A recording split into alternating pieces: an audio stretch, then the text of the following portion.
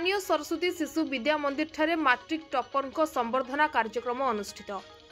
गजपति जिला पारलाखेमुंडी स्थित सरस्वती शिशु विद्या मंदिर ठारे एमबीडी पब्लिशर तरफ संबर्धना कार्यक्रम अनुष्ठित होछि।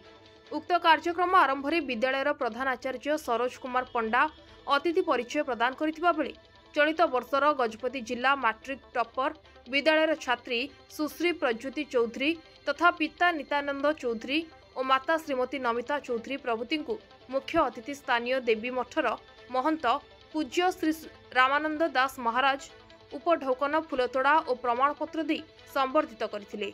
उक्त कार्यक्रमटी एमबीडीर गजपति गंजाम और कंधमालर मार्केटिंग मैनेजर श्री निहार रंजन पंडा सहयोग रे विद्यालयर आचार्य सहयोग रे सफल एमबीडी शिक्षा वर्ष सैंपल टेक्स्ट पेपर मुख्य अतिथि द्वारा उन्मोचन होता। कार्यक्रम शेष में विद्यालयर वरिष्ठ आचार्य दुर्गा प्रसाद साहू समस्त को धन्यवाद अर्पण करथिले।